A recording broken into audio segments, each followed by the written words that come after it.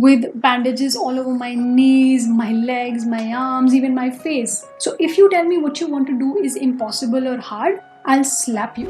Hey guys, I'm back with another video, and in this video I tell you about the female entrepreneurs that inspire me the most. Female entrepreneurs that you must know about. Women are unstoppable and a force to reckon with. These are the women that inspire me every single day. I look at them and go, if they can do it, I can do it. That's why I'm sharing this with you today, so you feel inspired as well. Women that inspire you to think you can have it all. Be it a flourishing career, financial independence, family, we can have it all. It's all about balance and priorities. Before I get into the video, this channel is all about business, money mindset, spirituality, and my journey as an entrepreneur. Give this video a big thumbs up if you like it. Subscribe and hit the bell icon to be notified every single time I post a new video. I think the best entrepreneurial journeys are where you become an entrepreneur by accident. And that's exactly the story of Nasty Gal's founder, Sophia Amoruso. You know I love e-commerce, so Sophia became one of my biggest inspirations back in the day. I remember reading her book Girl Boss and then watching the Netflix show based on her book, and how I could relate to her struggles of starting an e-commerce business which purely started as a side gig. The rise and fall and rise story of Sophia is so inspiring. If you're tired of only hearing the success stories, then here's one story of failure and rising from the failure for you. I have for sure learned a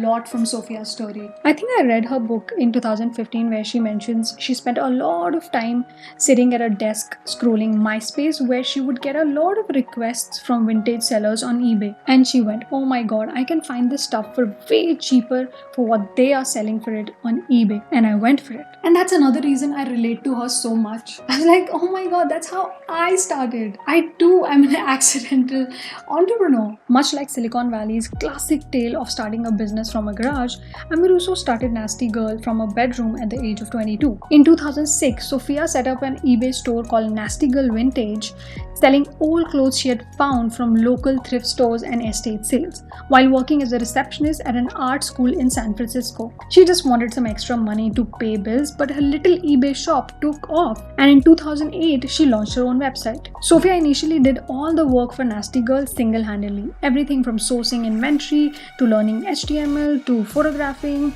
listing, writing item descriptions, and shipping. Sophia delivering a dress to a bride on her wedding day, and the mess is the funniest episode in the show, which reminds me of my similar experience. When I had started my business back in 2013, after a month or so, I met with a bad accident. And I remember delivering an order to a local client because my courier partner at that time did not provide local deliveries, only interstate deliveries, which I did not know because that was my first local client. There I was delivering an order while coming back from my doctor's visit with bandages all over my knees, my legs, my arms, even my face. So if you tell me what you want to do is impossible or hard, I'll slap you. She mentions that her business was profitable since the very beginning, which the startups today struggle with. Boom! Dollar bills, y'all. The sales were skyrocketing. By 2010, the company was attracting attention from VCs and equity firms. And in 2012, Nasty Girl decided to raise money in order to further accelerate growth. By 2012, the revenue had reached $100 million with customers in over 150 countries and 2 offline stores. So what happened, and why did Nasty Girl file for bankruptcy in 2016 and eventually sold to British online retailer Boohoo for $20 million? And Sophia's net worth at one point was reported at $280 million, which is down to $5 million today. So when the funding came in, they were obviously expected to increase the sales. They had to hire 100 employees. She said the money and expectation were a real shock to the system. They made a growth plan without having a lot of data to back it. Sophia says it became too complex, too fast. And I love the fact that she's still so proud of herself. It always should be to fail, get up, try again, repeat the process. But Sophia did not disappear. By the time Nasty Girl was sold, she had already earned a new title as a New York Times best-selling author with her 2014 autobiography, Girl Boss. Amoruso carried the Girl Boss brand into her second venture. In December 2017, she founded Girl Boss Media, a content company aiming to provide female empowerment through blogs, conferences, and podcasts. In August 2017, she raised a $1.2 million seed round for her venture, Girlboss Media. In a recent Instagram post, she mentions how she doesn't get attached to anything she creates, be her fashion brand, her book, or her podcast. Which I think we all must learn. We get so attached to our startups and sometimes we let them destroy us. Her decision to sell Nasty Girl when she could not handle it was a smart move. She mentioned another thing which I think about a lot. When we build a bigger business, when you're responsible for paying salaries to a lot of people, it can take a toll on your mental health. Because even on days that you don't feel like working, you have to. You think you have control, but in reality, you don't. Your business controls you now. People who are, have really accomplished a lot and are on like the Forbes 30 under 30 and all these entrepreneur lists. And that's not really what matters. And, having a life that you love and control is often better than having an unwieldy kind of bigger business, which ends up not being that fun, because I've been there and I know a lot of founders who are like, great, I'm successful, but shit, like this sucks. What can you learn from Sophia? Pay attention to the numbers. I know I say this all the time because it is very, very important. It's all a game of numbers, baby. Leverage social media to find clients. Build a relevant brand. Only set out to build a bigger business if you can handle the pressure. I know a lot of us see the money, the shine, but not the hustle that goes behind it. Don't go for funding if you think you're not ready. Next on my list is the makeup queen of India, Falguni Nayar. Yes, she is the brainchild behind India's biggest online makeup store, Nykaa. I think I've been shopping from Nykaa since 2013. It's my go-to, and what I love about Nykaa is the business model. Nykaa has an inventory-based business model, and then they start manufacturing their own products, which means more margin. As of 2020, Nykaa's worth is $1.2 billion. It's one of the most successful startups in the country. Nykaa entered the Unicorn Club with the 100 crores, that is $13 million funding in 2020, and the Nykaa IPO is coming soon. If there's one company I want a piece of, it's this.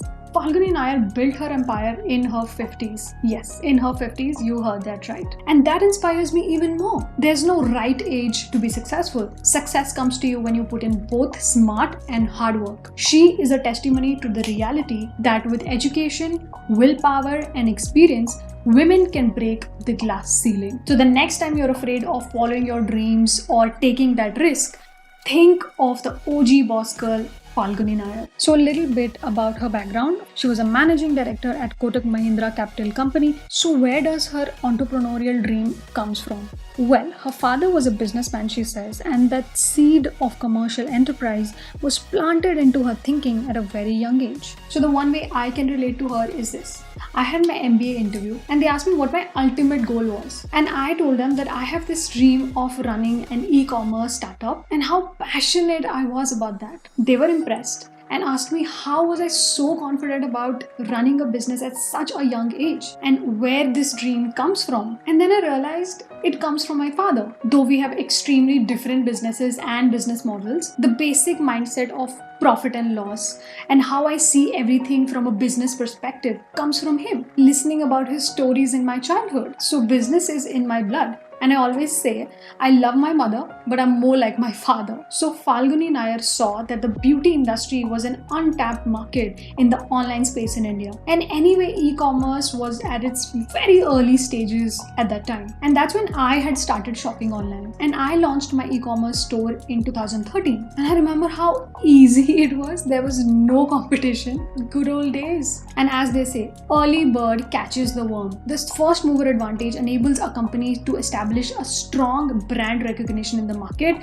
before other competitors come in. That's why we say Netflix and chill and not Amazon Prime and chill. Hey, let's Google that, not hey, Yahoo that. First movers usually grab the most share of the market. So Falguni Nayar saw a great business opportunity, grabbed it, and how? She once said that people thought she was crazy, but that did not stop her. Now what can you learn from Falguni Nayar? Take that risk, that leap of faith. If you put in the work and right strategies, you will be unstoppable. Age is just a number. You can chase your dreams at 20, 30 or 50. At 50, when people think of retiring, She went ahead with full force. If her story is not inspirational, I don't know what is. Of course, Priyanka Chopra Jonas has to be on this list. From my Q&A video, you all know that I love Priyanka. Not just as an actress, but for the fireball she is. Priyanka won Miss India when she was all of 18. And then she went on to win the Miss World title as well. Priyanka started her career as an actress, but she didn't limit herself. She's a singer, she's done Hollywood films and whatnot. So you must be wondering, why is she in my inspiring entrepreneurs list? Well, she's not just an actress, she's also a producer. Yes, being a huge fan of good content and stories, Priyanka started her own production house, Purple Pebble Pictures, that focuses on regional films. Priyanka was named among Time magazine's 100 most influential people in the world and Forbes' world's most powerful women in 2017. In 2016, she was conferred the Padma Shri, India's fourth highest civilian honor. Priyanka is all for pushing boundaries and going where no woman has gone before. Priyanka works with UNICEF as well to establish women's rights. I always see her promoting women empowerment globally. She says, "The more opportunity we create for each other, the more sisterhood will grow. We are 50% of the world population. We need to be represented in every field. We need to be empowered by each other, by people who are in positions of power, by putting women in positions of power."